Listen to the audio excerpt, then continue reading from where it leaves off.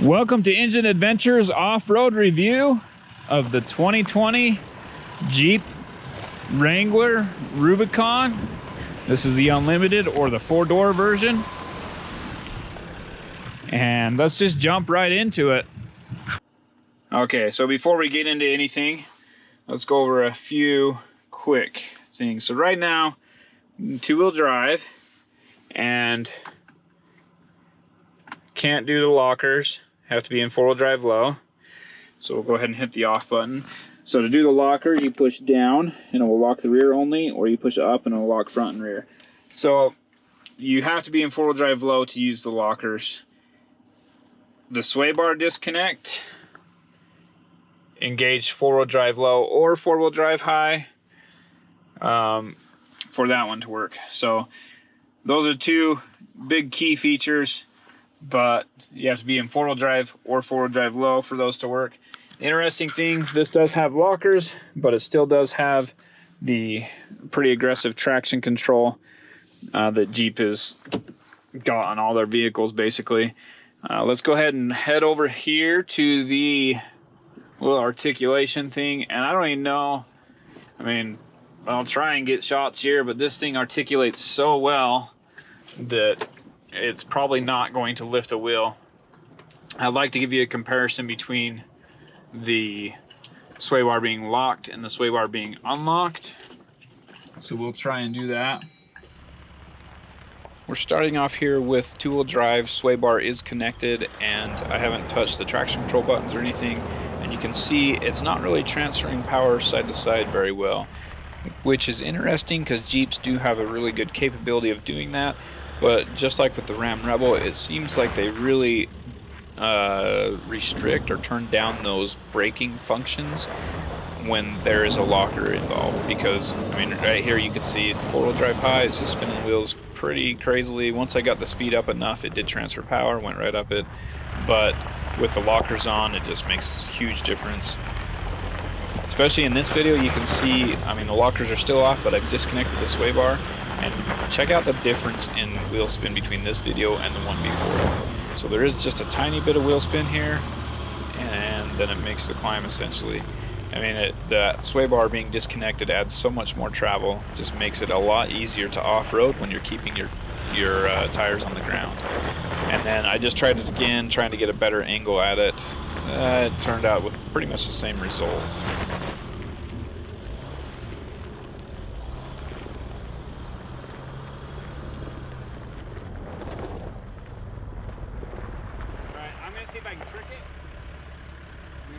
So you can't technically disconnect the sway bar in 2-wheel drive, but if you disconnect it in 4-wheel drive, shift it into 2-wheel drive, you might have enough time where it is disconnected to do a quick little test, which is what I'm doing here.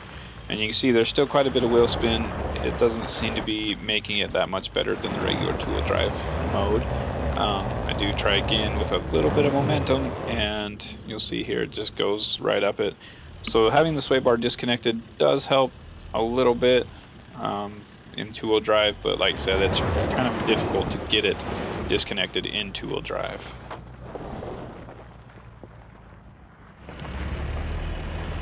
In 4-wheel drive high, you cannot lock the differentials, so we're just going to move on to 4 low.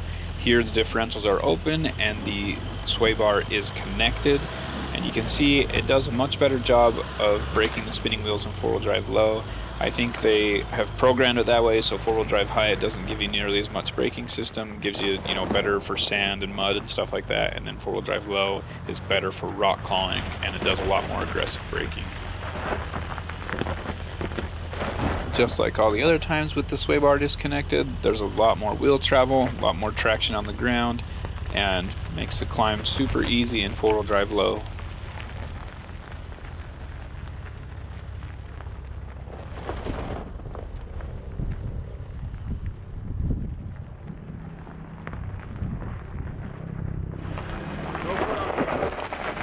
This is 4-wheel drive low with the sway bar connected, but the rear diff is locked. This is as far as I'm going to go. I'm not even going to lock the front diff because look how easy it does it.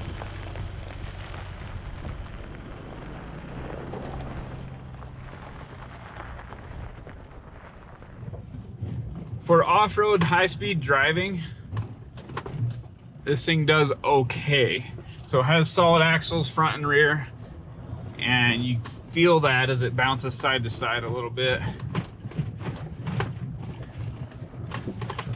And it just kind of pushes it around. It's not as stable and controlled as many of the other independent suspension vehicles.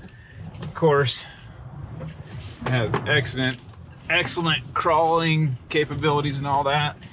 I'm gonna go ahead and flip it into four-wheel drive so we can disconnect the sway bar.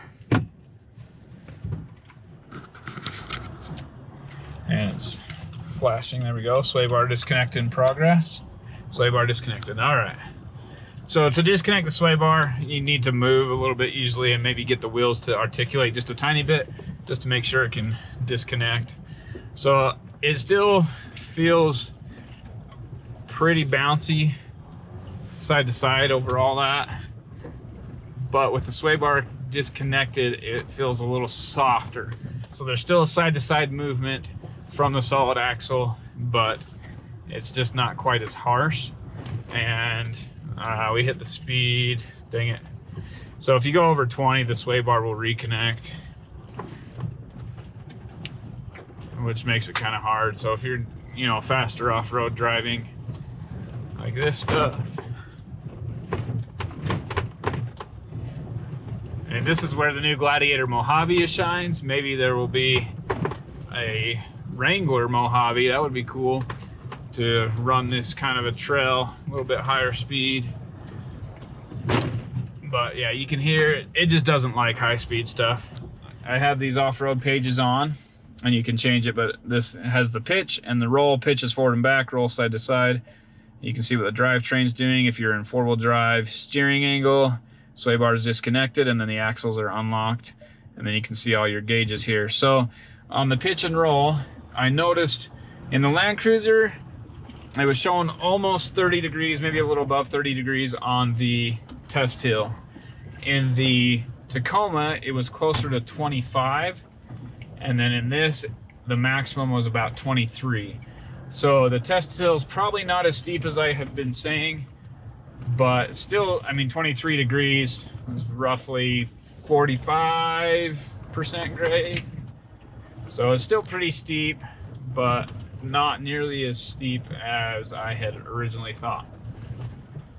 And this does have the downhill assist, which is right here, and it's set. You gotta be in four-wheel drive low. Let's get up there real quick. So it says you can adjust it. When I turned it on and tried to adjust it just barely, I was already on the hill and it wouldn't let me change the speed. And you have to be in four-wheel drive low to use it. So it's more for really slow speed stuff. But this engine, 8-speed transmission, 4-to-1 transfer case, whatever the axle ratio is, I'll put up the crawl ratio on the screen. But essentially this thing has such a low crawl ratio that you don't need this downhill assist. So let me hit the downhill assist, and it says, oh, use the shifter. That's where my problem was. All right, so it looks like it goes in 0.6 mile per hour increments. I went up to a little bit more, 0.6 back there.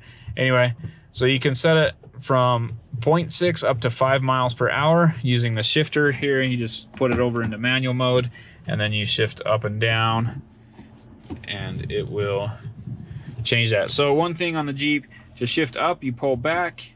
To shift down, you push forward. It's different than many vehicles, but this is more how an actual like sequential shift transmission would be in your drift car or whatever.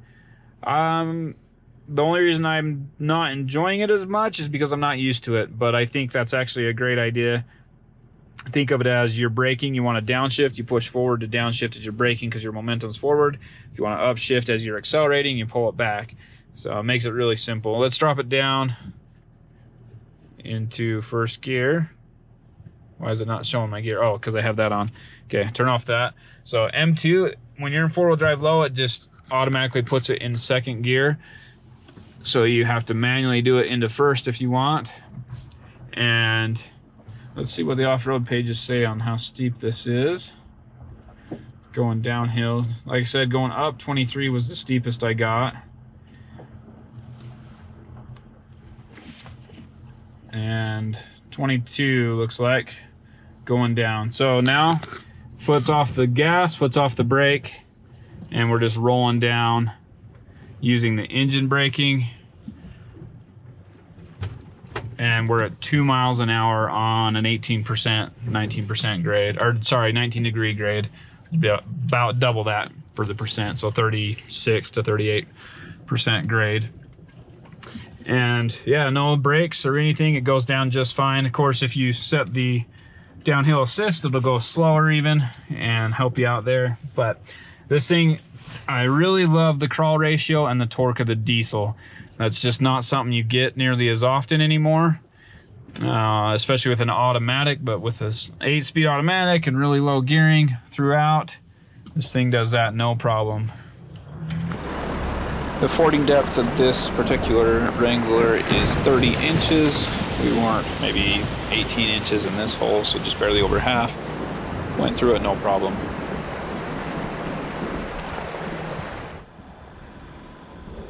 Never had a vehicle make this in two-wheel drive. The Jeep Wrangler Rubicon is no exception. Even, you know, the pretty aggressive tires, good weight balance, it still, of course, isn't going to make this climb in two-wheel drive.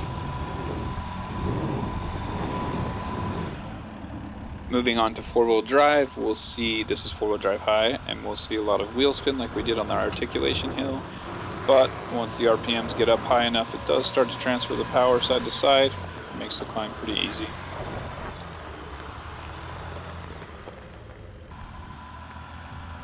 In four-wheel drive high with the sway bar disconnected, again a lot less wheel speed, just like we saw on the articulation hill. Keeping those tires down on the ground just provides so much more traction.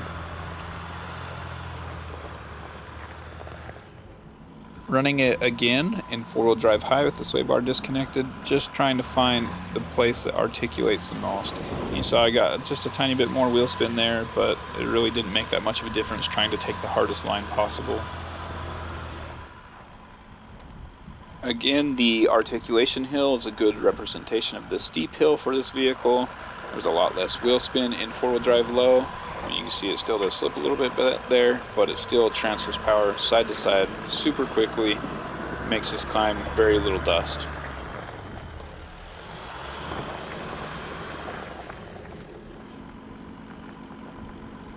With four-wheel drive low and the sway bar disconnected, again, just cruises right up this no problem, going as slow as I possibly can. I mean, I'm hardly moving. There's no momentum behind this to help it climb, and just goes through so easily.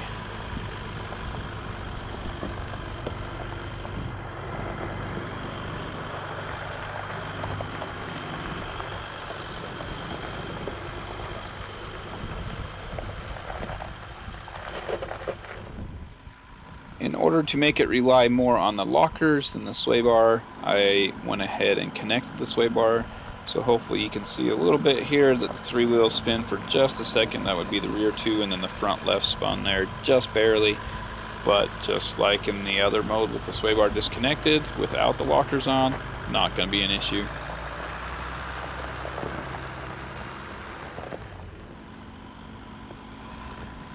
Again, leaving the sway bar connected to show the diff lock's capability, and I'm just going as slow as I possibly can. This is painfully slow, sorry you have to watch this, but it just goes up, no problem, no wheel slip, no dust, no drama, goes right up the hill. If you're buying an off-roader, this might be the very best one on the market today.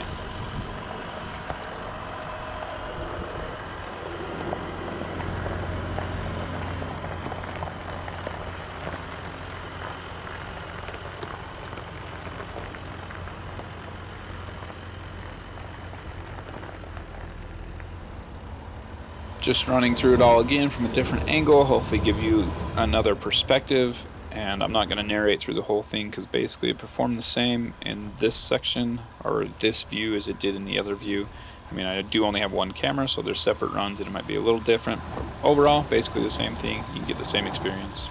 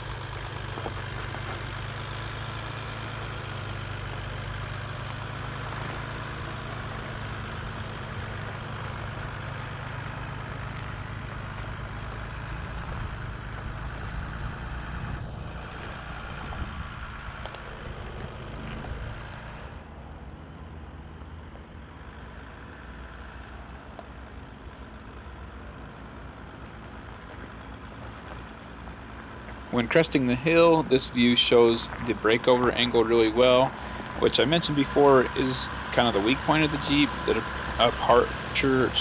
approach and departure angles are so great that the breakover angle is kind of its weak link, but it's still pretty good.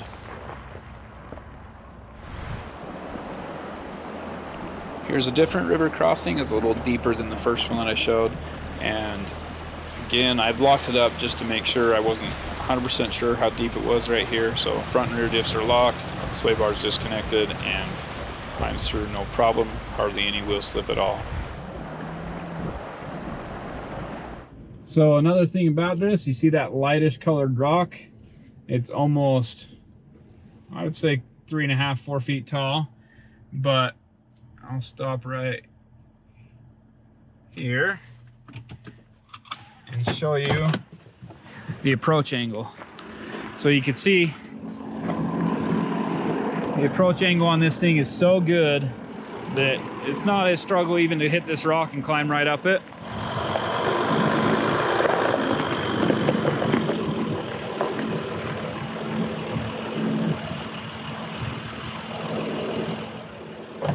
All right, so that is with the sway bar disconnected on the front. Look how much wheel travel there is. You can see the rear just totally buried in there. Pretty awesome. They designed this thing exact. I mean, there's no room in there. If you had a 1-inch taller tire, you'd probably be rubbing right now. And this wheel is just off the ground, so that is the maximum articulation. Same there on the front. Pretty awesome vehicle, very capable. I'm gonna try and show you that sway bar disconnect, but not seeing it, right? That's because it's right here. So there's the sway bar disconnect mechanism. All right, thanks for watching. If you're still here, thank you for watching the whole video. This is Engines and Adventures off-road review of the 2020 Jeep Wrangler Rubicon with the 3-liter EcoDiesel V6. Incredibly capable vehicle. I don't really have the capability here to test everything it can do. Those front and rear lockers, that sway bar disconnect, this thing will just go just about anywhere. Your only downside is your breakover angle. This one has the rock rails, but even below those rock rails, you can see the frame and stuff, and people have hit it before me. Luckily, I didn't hit anything today. Anyway, if you liked what you saw, hit subscribe, give me a thumbs up. And if not, comment down below. Let me know what you didn't like and what you'd like to see in the future. Have a great day.